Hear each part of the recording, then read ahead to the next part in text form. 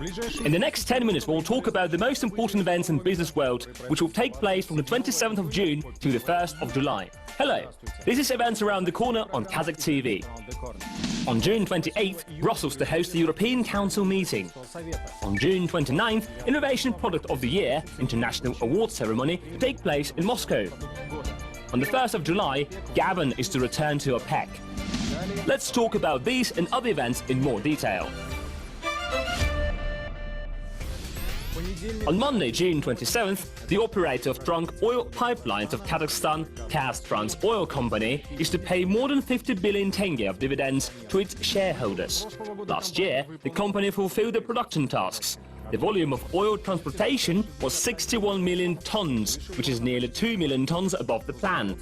Cargo turnover amounted to 45.4 billion ton-kilometers, which is also above the planned target.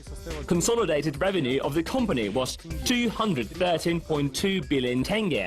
It is 3% higher than in 2014. The company's CEO noted that Kaztrans Oil offered Russian companies to increase oil supply to China by 3 million tons. At the present time, the amount which goes from Russia through the territory of Kazakhstan is 7 million tons. On Tuesday, June 28th, the FinTech Lab 2016 second annual conference will take place in Moscow. This is a key event in the field of financial technology, which brings together the representatives of state institutions responsible for innovations and the leaders of banking, telecommunications and technology sectors, and also startup owners. The key players in the field of financial innovation will meet at one FinTech platform and will raise the most pressing topics, including open AP, blockchain, cybersecurity, artificial intelligence and robo-advisors.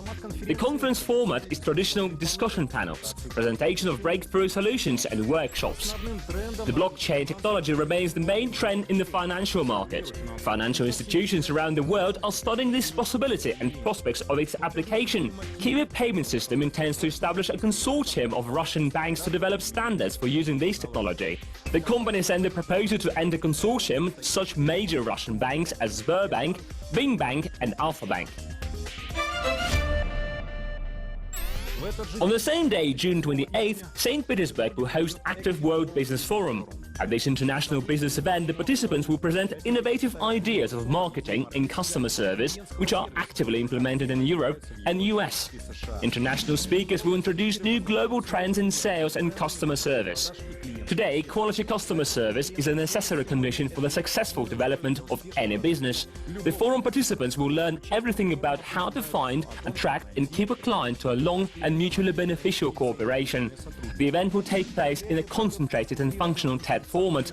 The representatives of more than 100 Russian and international companies will participate in the forum. On June 28th, Fuji Heavy Industries is to make a final decision on the name change. Now, the board of directors is considering changing the name to Subaru Corporation. The aviation research laboratory, established in 1917, was named Nakajima Aircraft Corporation. In 1953, with the development of new automotive trends, the company got named Fuji Heavy Industries.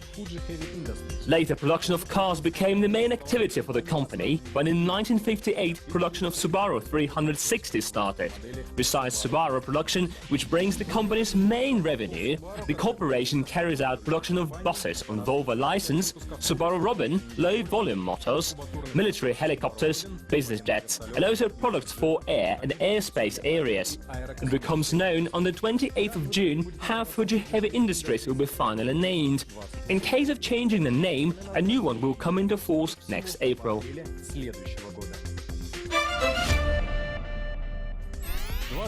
On June 28th, the European Council meeting to start in Brussels. According to the agenda, the EU heads of states and governments to consider the situation on migration. Particularly, they will focus on external aspects of migration, on assessment of progress in the strengthening of the EU external borders. Also, the results of the implementation of the application Turkey-EU dated March 18, 2016 to resolve the immigration crisis will be announced. Another major issue will be the debate on creation of jobs, economic growth and investment.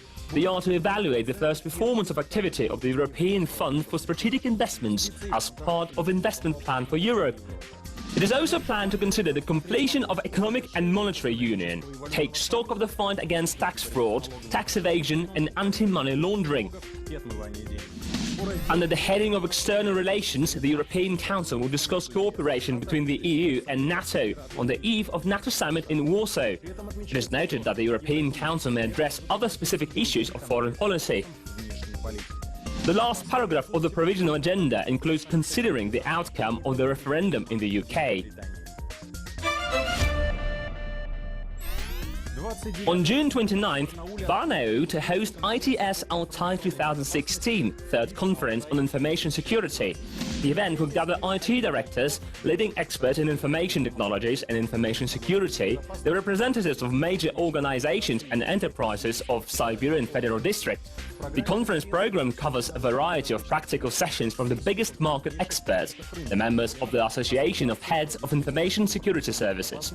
ITS Altai 2016 is held as a discussion and includes reports on the most pressing and topical issues and roundtables. The event's objective is to exchange experience, establish new business contacts and partnership. At the roundtable for representatives of credit and financial sector, they will speak about main challenges for information security.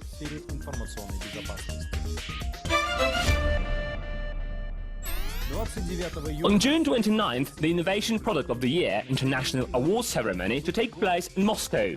This is the world's largest competition where consumers choose the best products for innovation and quality. Established 29 years ago in France, nowadays the Innovation Product of the Year is held in 40 countries. The distinguishing features of this competition are full transparency and objectivity. Any brand can participate in the competition subject to the application, and in case of winning, the award is fully available at his disposal. Nobody nominates brands and asks of them a percentage of sales in case of winning. The participants undergo the same stages of selection in every country. At first, companies put forward their new products, and a special independent jury consisting of experts in consumer market select the most original and innovative one in each category. Then it is the turn of consumers to tell their opinion. Products that have received the most votes in each category would win. On Thursday, June 30th, the competition of conceptual design of participation in Expo 2017 in Astana finishes in the Czech Republic. Minister of Industry and Trade Jan Mládek reported the official confirmation of the Czech Republic's participation in the international specialized exhibition Expo 2017. The amount allocated from the state budget of the Czech Republic for the participation is 98 million of krones, which equals more than 3.5 million euro. Let me know that the Czech Republic included Kazakhstan to the list of the 12 highest priority trade partners. This decision is one of the measures of the Czech government on the gradual reorientation of foreign economic activity in the east. In general, Kazakhstan can be considered as a promising market of Czech products distribution in Central Asia. Kazakhstan exports to the Czech Republic the products of oil and gas industry, chemicals, in particular yellow phosphorus, and also metals. According to the Secretariat of the Expo 2017, the Czech Republic became the 89th country to officially confirm their participation in the forthcoming exhibition in Astana.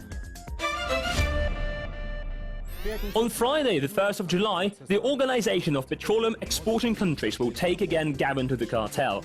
This decision was taken at a regular meeting of the organization which took place in Vienna. Gabon had been a member of OPEC since 1975, but left it in the 90s due to the disagreement with the size of the membership fees. In 2009, Indonesia also left the organization since she lost her status of an oil exporter. The volume of production fell sharply, and the country faced the task of increasing the supply of the domestic market, but late 2015 became the member of the organization again. Now OPEC has 13 members which are countries' oil exporters. The cartel members control about 70% of world oil reserves. They account for 1/3 of world production.